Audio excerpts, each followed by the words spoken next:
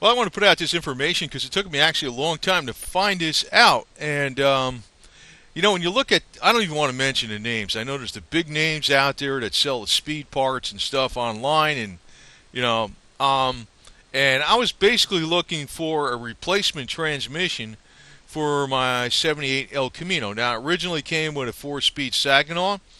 And I know, like, the 78s on up to 86. General Motors put Saginaws in everything, even whether it was a 350 engine or what. And I started looking at 5 speeds, 4 speeds, like a 5-speed Tremec, or not a 6-speed. These are getting really crazy in price. And I wasn't even giving a damn about the 5 speeds. I was thinking, what about a wide ratio 4-speed? So first, I want to go over some of the ratios on the transmissions. I found this transmission database thing out there. GM Powerglide. Boy, that was one reason that damn thing was kind of slow. It's a very strong transmission with 2 gears, but you're starting out basically in second gear with the way that the automatic. Now the Borg Warners, I I was looking at I know they sell a Super T-10, which would be a hell of a lot stronger than my Saginaw transmission. And I was thinking about getting like a real low, high numerically first gear, like a 344. Now the Saginaw I think it's got a 288 first gear. And I was thinking, well, you know what? That's good because if I got to go pull something, because I use my El Camino like a truck. Say I got to pull a boat out of the lake or something. Hey, good to go, right? But as you get a steeper or lower first gear, like if it's really pulling in the Borg Warner T10, it does lower the torque rating a lot. And I know it's a lot stronger, but for that much money, I'm thinking, it ain't worth it. I mean, I could, it just ain't worth it. So I was looking at these Muncies, and this is really what I came up with. There's another Muncie out there. I'm going to get on with it in a second. You got the close ratio. Starts out with a 220 gear, 220 first gear, and you got the wide ratio, 252. That's actually not even as wide a ratio as my Saginaw, which that's not good. And I know Muncie, you can build them any which way you want, and that's really what I'm going to get into. Now, obviously, I'm not going automatic. To hell with that crap. I know the 4-speed automatics are good. Now, here's like the Saginaws. You can get a 350 first gear Saginaw or 311 first gear, and that's pretty good. I think I got a 285, 288. I don't know if that's right. Maybe it's 288, but what I figured, what I was going to do, they got an aftermarket Muncie. It's called the Z ratio, special Z ratio, and it's got a 298 first gear. So that makes my 308 gears in the back, which I didn't want to go any lower than that or higher numerically, because 308 I could still cruise on a highway, but it gets like you're 7. Well, it's not too bad. I think you're doing about a little over three grand at 70 miles an hour or something like that. I forgot what it was, but deal is, it's not quite good enough for like pulling from a standstill, like if you got a real load on a damn car. I know the close ratios for like racing cars. I'm talking about pulling stuff because I use my El Camino like a truck, and the 298 first gear would bring that Saginaw from the 285 or something, or 288, 285. It's actually going to bring that 308 rear to around the equivalent like a 323 rear with the Saginaw. So that's a good thing. But here's the deal. These are from Auto Gear Equipment. I never even heard of these guys. They're called the Syracuse gearboxes.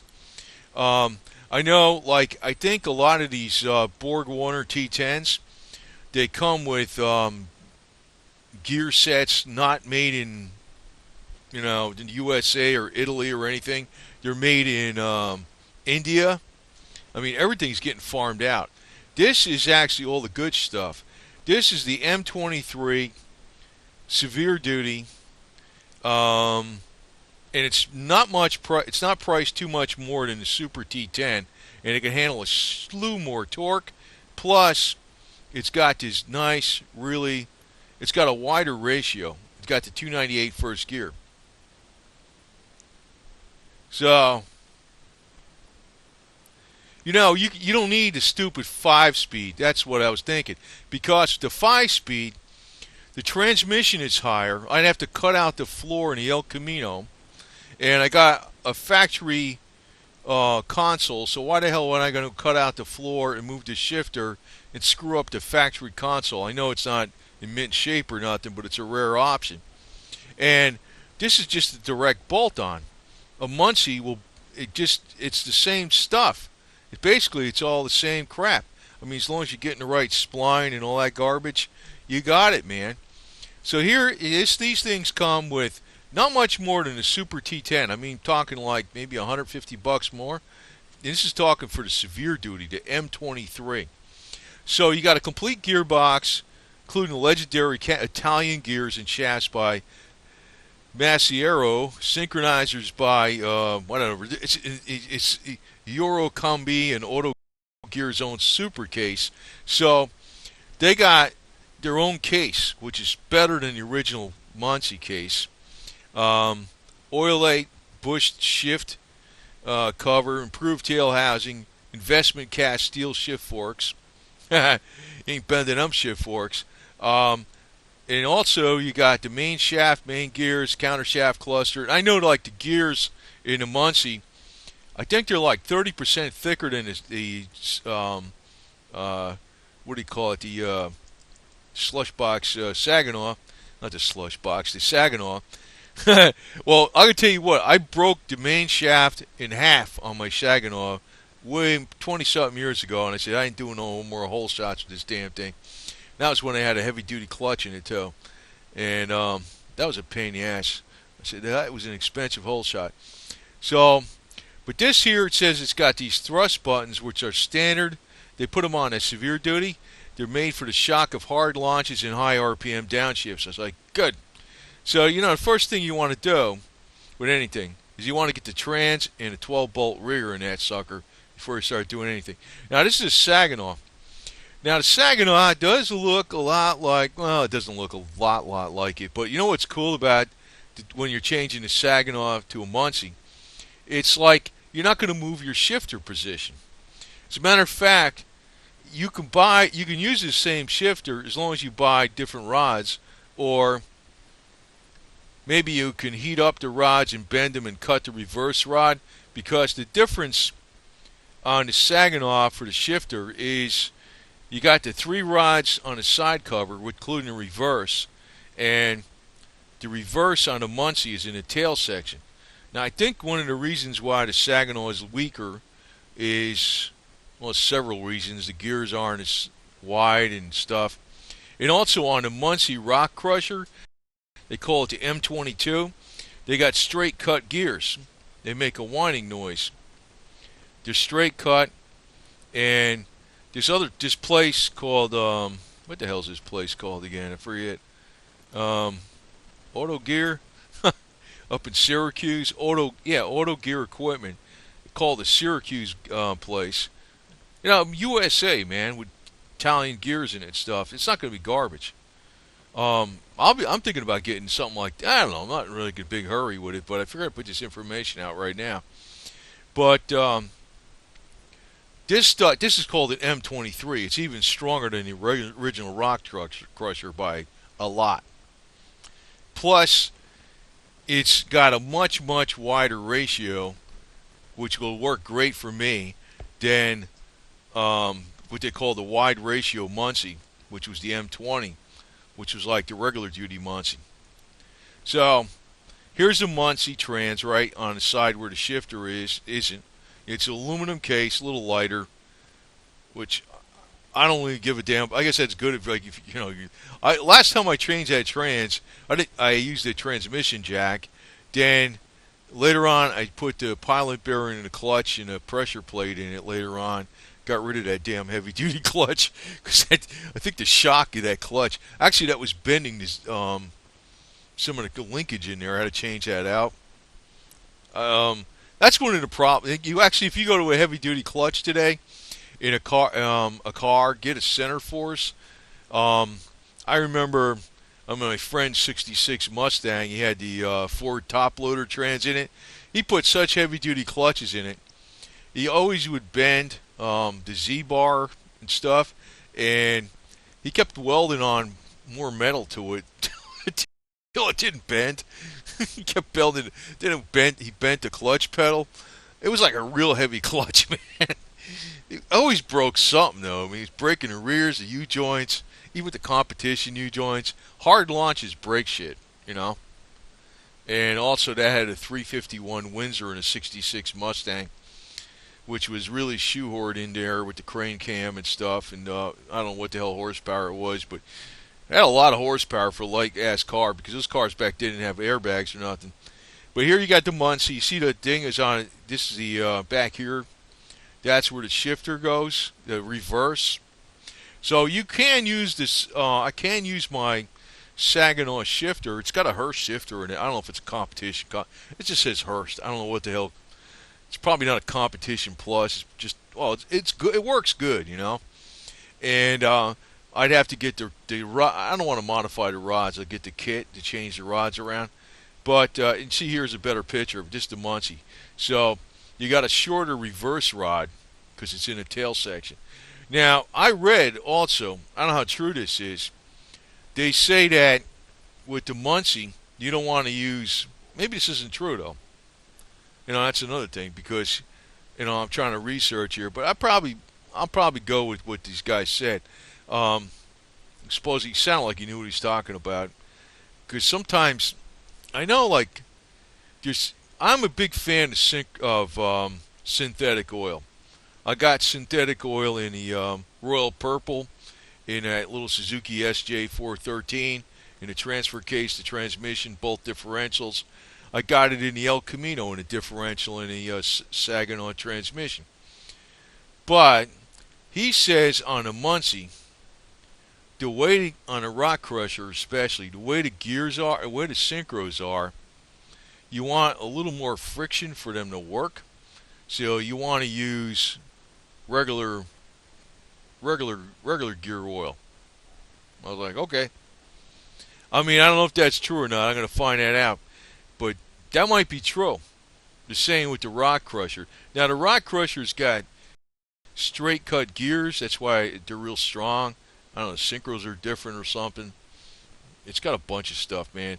It's in a whole league of its own. But this M23, see, from the factory they had the M20 trans, which is, they had like 3 Muncies, plus with 2 different gear ratios. The M20 was like the regular duty, and that can also come with the wide ratio, which isn't even as wide as the Saginaw trans.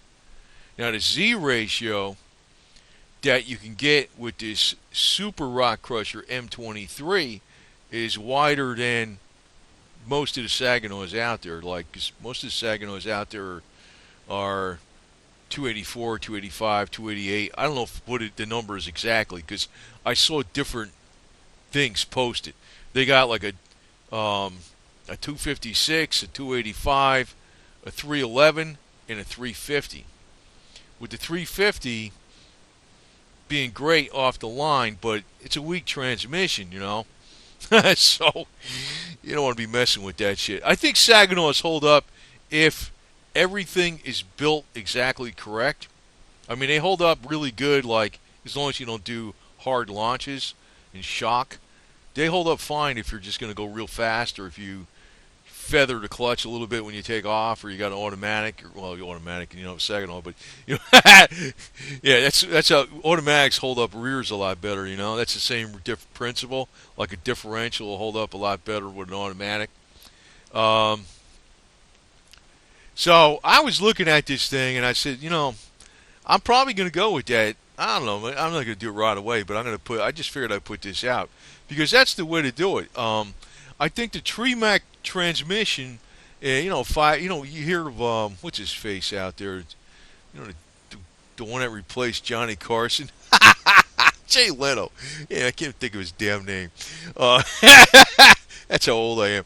The guy that replaced Johnny Carson, Jay, that guy, with all the cars, he's always talking. You got the Tremec in there or something, or you got the Richmond 4-speed T-10 or whatever. He wouldn't even put that junk in there. You got the Tremec, right? But they're a big transmission. The Saginaw, if you got a car with the Saginaw and it's got the hole in the floor already, and the Muncie's going to go right in there, no problem. The shifter's in the same spot. You use the same shifter but different linkage, right? Bolts right up. I don't know what the length is, maybe slightly different, but it's damn close, right?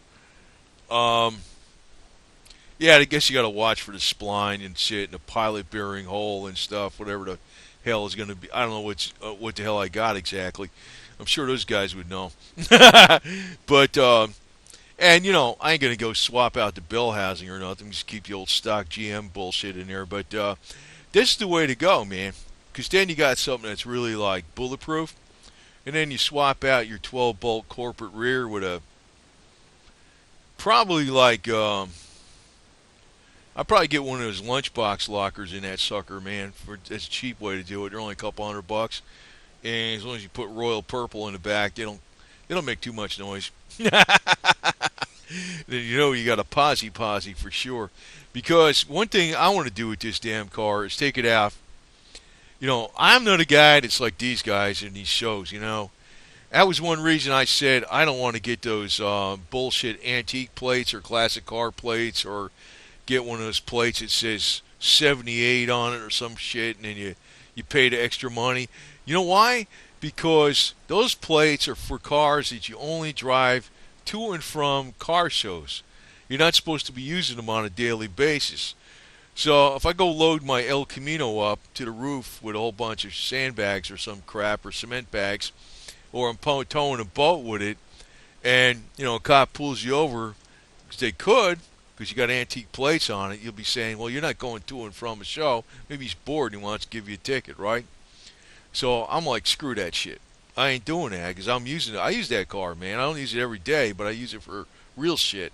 It's not a toy. It's a damn car that I've owned now since 1991. I got it in August 1991, and I had it across to California a couple of times. I had it out from California to Utah. I had it up and down the East Coast a whole shitload of times, and I don't know. I mean, I'll probably keep another 20, 30 years, man. So I'll probably dump a transmission in a 12-bolt corporate rear. But the other thing is, I started thinking about that bullshit Saginaw with the shock loads. One way you can screw up on a car is you could be in mud, or another one is ice. I know I ain't in ice in Florida, but I might be up in northern Tennessee in the mountains there once in a while. If you're going up a hill and you're hitting the gas and your wheels are spinning and you're getting through this patch of ice, Tennessee with big damn goddamn hills, right? And a patch of ice might be on the road where the shady side of the mountain is, and all of a sudden your wheels hook up. Guess what happens? Shock load. That could be a busted main shaft on that transmission, better than if I popped the clutch on the bitch with a extra heavy duty clutch, because it'll be all locked up. In other words, in first gear with the clutch released and spinning the wheels, and all of a sudden you got a wheel hooks up, and all of a sudden it goes. And I start thinking about that shit. I says, I'd rather freaking fix it, because if you got to get some shit fixed on a spot, it'll cost you like 2 or 3 times as much. It cost me probably $1,000 or more for them to put in another stupid Saginaw, whereas I could have used that money to put it to the damn Super Muncie auto gear place from Syracuse Transmissions for one of the severe duty jobbers with the Z ratio. So, but I like the idea behind it, because this is another thing. On my Harley, I got the 89 XL Sportster 1200, and it's got the 4-speed. And I know in '91 they came out with the 5-speed, a few years later or something, or whatever that was. Boy, it seemed like that. It seems like the bike is brand new because I bought it brand new, but it's the same. I don't know. It seemed like in my mind, I'm, every year seems like a day. Time's going by so fast. But I got the '89 Harley, and what I did, the engine has got the S&S bottom end, the Baisley high flow valves, and it's got the Andrews cam in it, and the headwork's done on it and stuff, and other bullshit, right? The carb and exhaust, and ignition, and it's got more power than the stock 1200. So I took the 21 tooth front sprocket and I put a 23 tooth front sprocket in it, and on a highway in my fourth gear, it runs about the same as the newer Sportsters, which I'm talking in the early 90s, newer, right? With the belt drive, and they got the overdrive. I got a chain on mine. I use an O-ring chain, and it's got, the motor's got gobs of torque to take off. So I always look at it like this. You don't need a freaking 5-speed. I mean, if your motor's got enough balls in it, because, even you look at these dragsters, you know what they did back in the day? Not this here. Back in the day, they're, they still are. I mean, they use Powerglides. I mean, I don't know what the hell they do anymore, but they used to always use the Powerglides. That's what they did. Powerglide, 2-speed. Very, very strong transmission. I don't know what the hell, which Powerglide to use. There's 2 of them here. Both have, they got a 176 first gear and they got a 182. Not much different, but, they use the Powerglide. But here you're starring out, a 182, this Borg Warner with the 194 is got, it would start off quicker than this 182 Powerglide, that's an automatic, but you know what I mean. It's got a lower gear. So anyway, I was just looking at this shit. I said to myself, this is the way to go because it's simple. No cutting out the floor. No worrying about the transmission length is going to be all different. The shifter, it's not just the shifters in the wrong place, but also the damn, with a Tremec or something, it's also a much higher transmission. And, I think the complexity is way the hell up there, too. And I bet you this Super Duty M23 RockCrusher, and, if it sounds all whiny and gear whiny and shit, and it goes, and makes noise and chatters at low speed, I'm going to like that. It's fine by me. So I figured I'd put this out here, and, it's good information because I don't want to mention those big companies that sell all these other, that sell like the Richmond T-10, Super T-10, which I heard the gears are freaking made in India, which I'm like, and also the Tremec and stuff. You know who they are. This place, I never even heard of them, man. I was just looking for how about a damn 4-speed with a wide ratio that's strong? I freaking found it. And I'm looking at the price. I'm saying, this is good to go, man. You're talking $2,200 for them putting it together, and $175 less, or $180 less, whatever the hell that is, if I put it together. I'm thinking, I'd rather have them put it together. See, it's a learning experience. I was like, shit, I don't want to learn and find out I left out a part. Let them put it together. Anyway, but yeah, that's a good idea. If you learn how to put it together, right? I'll learn how to do the Saginaw, something easy. But man, you ain't gonna bust. You wouldn't even bust the freaking the standard duty that much, for crying out loud. The standard duty. I mean, any of the M22s would be strong as shit, you know? I mean, it's kind of stupid not to go up to the best one. That's my opinion on that. And don't put it in a clutch that's like a real grabber clutch, because that'll cut down on the shock loads. But I don't think I'd ever break this transmission in a million years. I don't know what the hell it's rated for. Probably way more than the Borg Warner Super T10.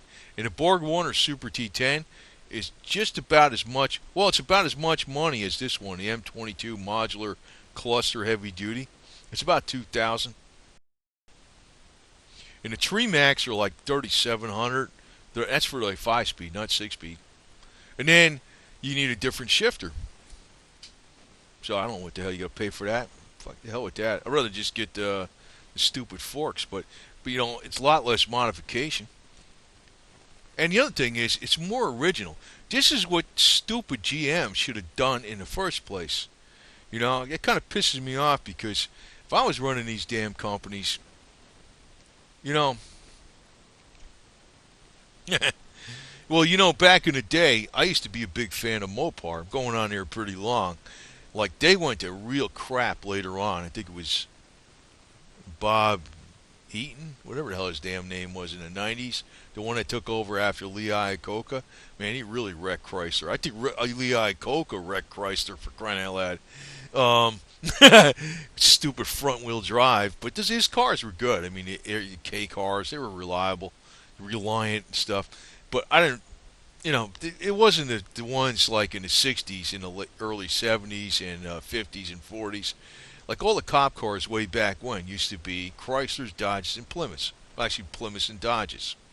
Because they could beat the crap out of them. And you know, if you remember that show, Dukes of Hazzard, they chose that Charger for a reason, man. It wasn't just because it was a Daytona car that, you know, which had roots back to the moonshine days. That thing could take some, I know they bent them up and broke a million of them, but that thing could handle a lot more abuse than you think. The Chrysler engines, man, they're freaking good. Even the 383s, which I didn't respect anywhere near as much as the 440s, the 383s were lighter than the 396s. And, you know, unless you got a 396 with 375 horse that actually put out about, I think it put out about 410 horse, you know. But I remember my 383 Roadrunner that just had some more advanced timing in it and stuff. It didn't have that much. It was just the way I tuned it. I'd always beat 396, 325 horse Chevelles all the time. No problem. All the time. With that Roadrunner. And it was a ragtop, which so it had a few hundred pounds more in it. So, I don't know. Just like, Chrysler had a good motors, man. In the 440s, I'm going off on a long tangent here. The 440s were all over the place. Like, I know if you look today, if you look at, you know, all these specifications on these classic cars, oh, the 429 Boss, the 428 Culver Jet, you know, the Pontiac 389 Tri-Power and stuff, that stuff was rare as crap. What was around in General Motors a lot was the 327 and 350 and the 396.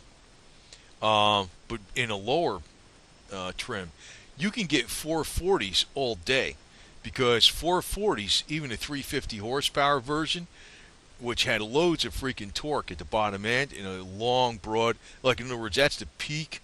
Actually the 440 375 horse was actually over 400 horsepower. Reality, it wasn't 375 horse. That's another bullshit. I think it was 410 or something. It was, you gotta beat that thing, man. But they were all over the place, because every freaking Chrysler in the world had a freaking 440 in it practically. Every Chrysler. I'm not talking Plymouths and Dodges. A lot of those things had 318s. But man, you can pick those up left and right. You ain't gonna go around in getting 429 Bosses and 428 Culver Jets and you know, all these, you know, a Galaxy or something or whatever, or Mercury or something. There's not that many of them. That would be a specialty car. So that was the beauty back then in the Mopars, man. I'm going off on a tangent, but man, they screwed up everything, man. They screwed up everything. Actually, all these old cars, if you take an electronic, I mean, without getting really fancy, you just take a fuel injection and electronically controlled ignition without getting overly, the way they are today. You skip all the variable valve timing, even on these old engines, they'll get really good gas mileage, man. They'll do almost as good as the crap that's out there today, even with all the extra. I mean, not putting that much computer stuff on it. Problem is, these all went to rusty. That's the problem. I think new cars totally suck. So instead of buying a goddamn new car, I'm going to throw money in the El Camino. There's nothing really wrong with it. Might as well improve it. I might as well do to it what the factory should have done in the first place. And I hope this video has got some good information for you, because, man, I was looking for this solution for a long time. I didn't know about this. Every post I kept seeing for the last few years was, yeah, Muncies are getting real hard to come by. If you get one, the cases are going to be screwed up probably. You better check the case. And the parts are really, suspect because they're not as good as they used to be. And here I find this damn place. Auto Gears Equipment. Brand new case, better than original. It's got their own super case. It's got all kinds of shit, and it makes it way better than the original RockCrusher. It's got the best Italian gears. Now, Italy makes some good shit. Believe me. Go to North Italy now. They make some good stuff, man. They make some good stuff. This trans would be way better than anything that's GM. It would be 1,000 times better than anything GM put out. I mean, you put it behind a 454, 450 horse, and handle it no problem at all. Now, I know another good transmission was the Chrysler four-speed manual. That's another damn good transmission, but I was almost thinking about, wonder if I get one of those for the El Camino. That's what I was looking at. I says, man, I finally found this. I says, you know how long it took me to find this? It's like they're not advertised much. All these big places that sell all the speed equipment, I don't see them on there. This place looks like a really good company, man. So I'm not doing this financially for them. This is just some kind of work that just took me a million years to find this out. I didn't know this. There's a lot of stuff I don't know until sometimes I run across something. I mean, I found out a solution for my Harley Davidson, because the early Evos, they had the stupid stator in where the clutch is, and all the weights come off and crap. There was a way to get them in there with a cage, and there's another way to get them in there, like they got an aftermarket solution for it. Well, I remember way back when this guy welded up my starter ring on there and fixed, the machinist, But I had to go through the grapevine to find out all this bullshit. And now the shit's been good for 8 million years. And before that, I destroyed a couple of those damn things. That's something else. But there's always a solution through the aftermarket. But the aftermarket usually is guys that know how to do all this shit they know their trade, but they're not in with the big money that's getting out the information. So, I'm just trying to help you guys out, for anybody that finds this shit out, because this is a godsend solution. You could skip the bullshit 5-speed. I could use my same shifter. The shifter's going to be in the same place. There's not going to be a big hump from the top of the transmission where I try to chop out the floor and screw up my original console on my El Camino, because it is a 4-speed El Camino. And it's going to bolt right in here.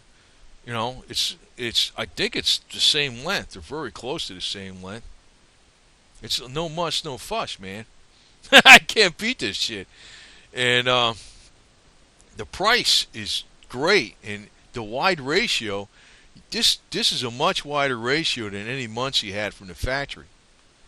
And so that's going to work, man. It's going to be able to pull out a stump, and I can go on a highway with it, no problem. And the most I'm going to have in this car is going to be a small block 383. So, you know, severe duty M23 RockCrusher is going to be like, you know, laughing at that motor up front, man. So, no problem. There you go. Over and out. Been lengthy, but I figured I'd throw you a bunch of gems in here besides, you know, a little extra shop talk that, you know, because I miss the old days. This new shit blows, man. I mean, I know you could do all this wonderful electronic shit. Wonderful. Yeah, I know. Fine. I mean, I get into that a little bit too, but it's something about mechanical. Mechanical is more reliable as long as you keep it greased and oiled. Over and out.